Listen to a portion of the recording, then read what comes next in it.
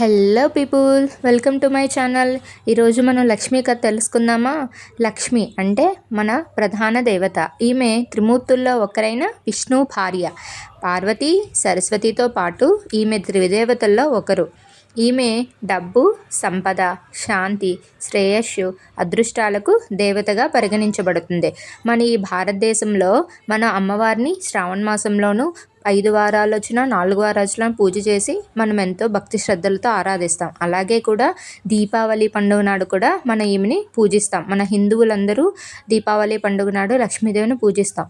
లక్ష్మీదేవి చీర కట్టుకొని ఆభరణాలు ధరించి చాలా అందంగా ఆకర్షణీయంగా ఉంటుంది. లక్ష్మీదేవి 4 చేతులతో ఉంటుంది. 2 చేతులతో పుష్పాలను పట్టుకొని 2 చేతులతో బంగారు నాణాలను అనుగ్రహిస్తూ ఉంటుంది. ఈమె తామర పువ్వు మీద కూర్చొని సాధారణంగా ఏనుగులతో ఉంటుంది.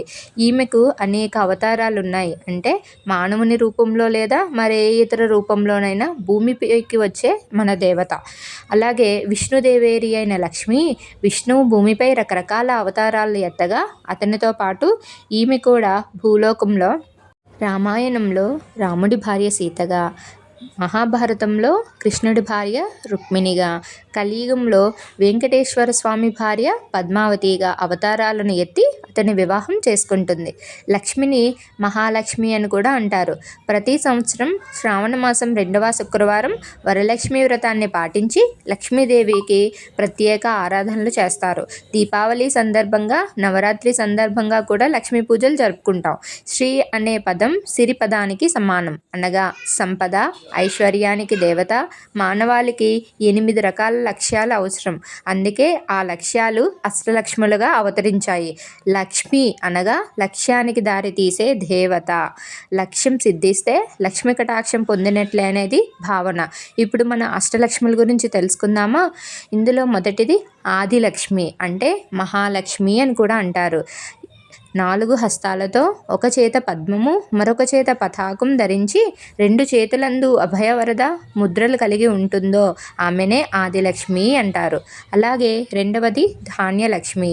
8 చేతులతో, పచ్చని వస్త్రాలతో, అలాగే 2 చేతులలో పద్మాలు, ఒక చేత గద, 3 చేతులతో వరికంకి, చెరకుగడ, అరటిగెల కలిగి 2 చేతులు వరదాభయ ముద్రలతో ఉంటుందో ఆమెనే ధాన్యలక్ష్మి అంటారు. అలాగే మూడవది ధైర్యలక్ష్మి. ఈమెని వీరలక్ష్మి అని కూడా అంటారు. ఈవిడ ఎలా ఉంటుందంటే 8 చేతులు కలిగి ఎర్రని వస్త్రాలు ధరించి, అలాగే శంఖం, అలాగే చక్రం, ధనుర్బాణాలు, త్రిశూలము, 2 చేతులు వరదాభయ ముద్రల్లో ఈవిడ ఉంటుంది. ఈమెనే ధైర్యలక్ష్మి అంటారు. అలాగే 4వది గజలక్ష్మి, రాజ్యప్రదాత. 4 హస్తాలు కలిగిన మూర్తి, ఇరువైపులా 2 గజాలు అభిషేకం చేస్తూ ఉంటాయి. ఎర్రని వస్త్రాలు ధరించింది, 2 చేతులలో 2 పద్మాలు కలిగింది, 2 చేతులు వరదాభయ ముద్రలో ఉంటాయి. అలాగే 5వది సంతానలక్ష్మి, 6 చేతులు కలిగినది, 2 కలశాలు, ఖడ్గం, డాలు ధరించింది. వడిలో బిడ్డ కలిగి ఒక చేత అభయముద్ర కలిగింది, మరొక చేయి బిడ్డను పట్టుకుని ఉంటుంది. బిడ్డ చేతిలో పద్మం కూడా ఉంటుంది. 6వది 8 చేతులు కలిగిన విజయాలక్ష్మి.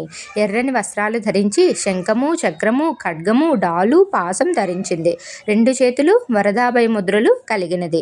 ఈమెను విజయలక్ష్మి అంటారు. 7వది విద్యాలక్ష్మి, శారదాదేవి, చదువుల తల్లి. చేతియందు వీణ ఉంటుంది. 8వది ధనలక్ష్మి. 6 హస్తాలు కలిగిన మూర్తి, ఎర్రని వస్త్రాలు ధరించినది, శంఖచక్రాలు, కలశం, ధనుర్బాణాలు, పద్మం ధరించిన మూర్తి. అభయముద్రలోనున్న చేతి నుండి బంగారు నాణేలు వర్షిస్తున్నట్లు